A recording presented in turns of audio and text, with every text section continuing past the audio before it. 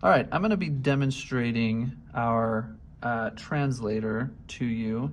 It starts off in this waiting for input state. One of our requirements that we had set was that the microcontroller should be able to receive either English or Morse input from this state.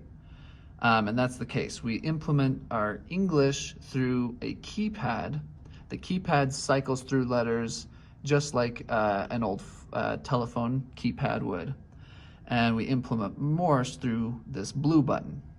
So let's start with English input. So let's say I want to translate SOS, a commonly known Morse translation. I'm just going to start by pressing the button that has the S, and I'm going to continue to press the button until I hit the S. If I go too far, I can just cycle right back through, and it will continue to just cycle through that one letter until I hit the next button. So the O is with the 6, I can go and find the O. While I'm cycling through a single letter, I can't push any of the other buttons. They won't do anything until I hit the next button. And then I can go back to S. Okay, and then submit that letter and say we're good. So now, another requirement was that we would have a start button.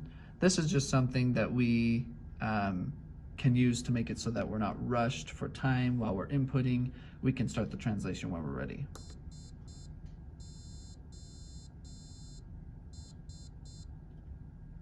And that's SOS in Morse.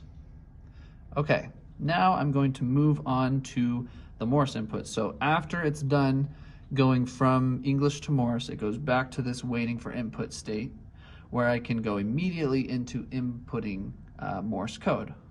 What's going to happen is it will buzz the buzzer in real time so that you can hear the Morse that you are inputting, and it will actively show you the letter that you are currently buzzing out.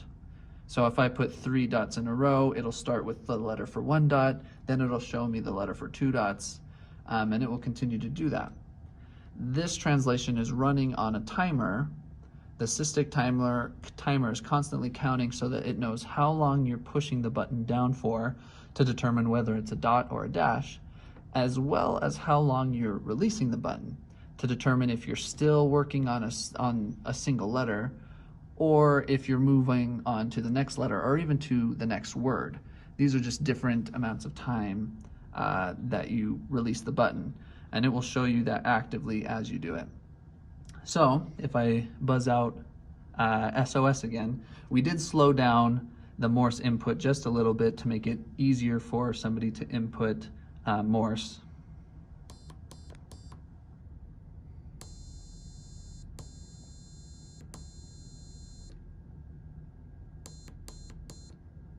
And you've got SOS. So if I wait for a certain amount of time for Morse, it's the space of 7 dots that I haven't put in a letter, and then I go back into putting in a letter, it will have given me a space because it knows that I'm moving on to the next word. This will continue to display until you're done, and I hit the green button to say I am done with the translation, and it goes back to its original waiting for input state.